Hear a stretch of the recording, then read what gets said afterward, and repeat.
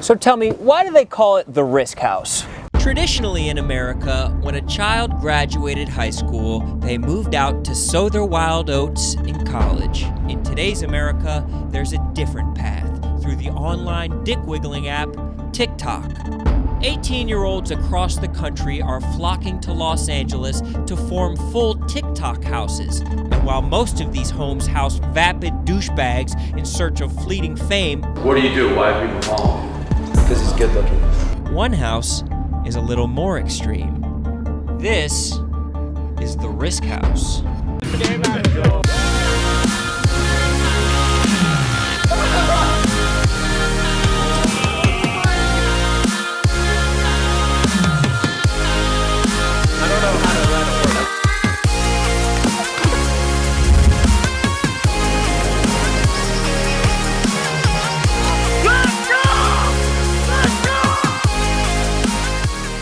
What's a TikTok house? I guess a bunch of TikTokers in a house. That makes sense. That makes a ton of sense. Yeah. That makes perfect sense. As eloquent as they were handsome. And while many TikTokers were happy to renegade and woe their way into followers, these nut bars prefer the super sport of parkour. These high stakes can bring tension. Do you guys ever butt heads in the house? Oh yeah, of course. It's kind of bound to happen when you have like, what, 7 alpha males just kind of all living together? You need to calm down.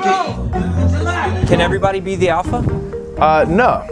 This shit's gonna be inspiring people all over the world, next level shit. Nobody's ready. I'm not ready. Fuck yeah, I don't think I'm ready either. Risk House sure didn't lack for confidence, but the question had to be asked.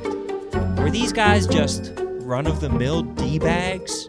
Do people think you're douchebags?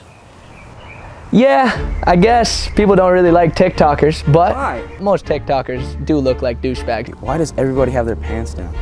The balls are all over the place, it seems, at this house. Man, you get the douchebag thing a lot. Just the, like a social media douchebag that just, poses and flexes on Instagram. I think that that's a common misconception. I think that a lot of people... You don't pose and flex? No, I do pose and flex. But you're not a douchebag. Maybe it's time we take back the term douchebag. Maybe we just embody it now. Embody it. Own douchebag house. It could play. It could play. These douchebags were taking everyone's negative critiques and turning them into positives. And while they seem like unattainable super celebs online, many came from humble beginnings. I was working the real job right before COVID. It was just a cafe.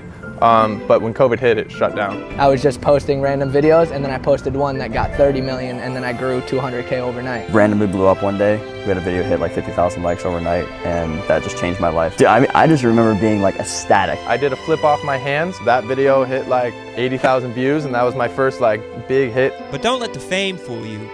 These motherfuckers are all about their business.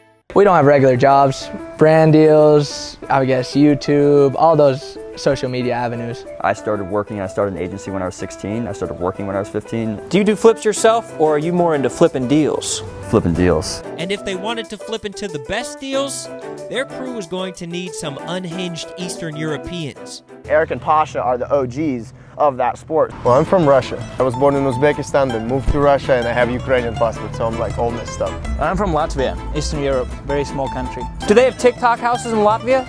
No, they No? barely have houses. I've seen a lot of videos of people from Russia hanging off of buildings and shit like that.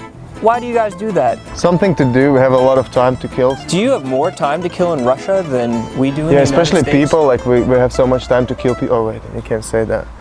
While they weren't busy killing enemies of the Russian state, they were trying to kill themselves for content. Yeah, I've gotten knocked out a couple times. Just tore my meniscus. Tore my MCL twice. I have like these crazy elbow scars, some stuff on my hands. I fell off a car. I have this nice heart surgery scar, except it's not from heart surgery. I broke like a bunch of bones. Like I broke, I guess, every single finger and a few toes. But it's mostly like from fights and all that kind of background too. It's mostly from fights. Yeah. Tell me about that. Like Russia, me, tough guy, like that's how, vodka, a bunch of vodka. Are you a tough guy? I'm gonna kill you. I'm gonna fuck you. Do you want to test it out? Do you want to see if I did want to test it out, but I was here with a job to do. Unfortunately, the Risk House was more preoccupied with their own hijinks. How many people would you say you've knocked the fuck out in your life? In my life? Oh, a lot. Give me a number. Ballpark it. Over 10. Well, I guess I didn't get knocked the fuck out. I was starting to prove myself as a tough guy badass. But how much risk did these guys really take? Everybody risks their lives, I feel like, every single day. At this point, I feel like I just never really take risks. What do you mean you don't take risks? You just jumped off a roof. Well, that wasn't risky for me. Well, to me, it's not dangerous. To me, this is just what I do. I flipped over a motorcycle backwards while it was coming behind me without looking at it. These guys were truly sick fucks, but they had to be scared of something. What's the thing that scares you the most in the world? Snakes. What don't you like about snakes? Just the shape. Just tied in a knot. No, they have that tongue that I don't. How do you make sure you don't get hurt? It's lucky. Oh, I think I just did. I was learning the bottle smash was a sign of love in the parkour world. Getting famous online was as simple as acting like an ass. Honestly, a donkey could get fucking famous on TikTok. A cat could get famous on TikTok. Talk to Shadow. Shadow, all these guys like to risk their lives. Do you ever feel like you have a leg up because you've got 9 lives?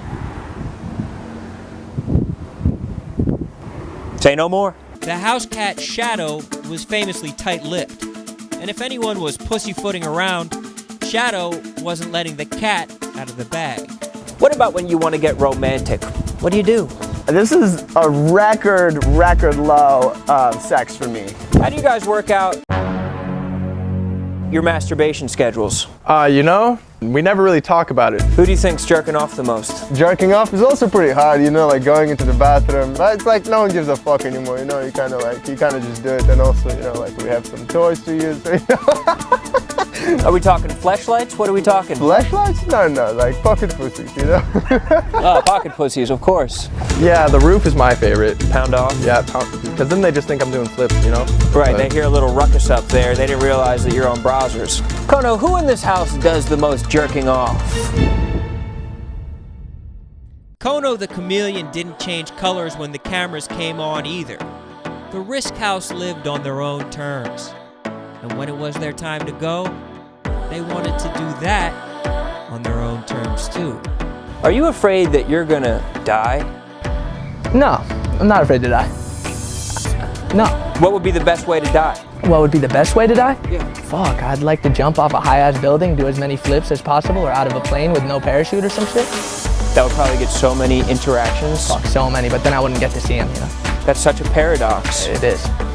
These men were ready to sacrifice everything, their masturbation schedules, even their lives for that sweet, sweet content. Because when the prize is big enough, it only makes sense to risk it all.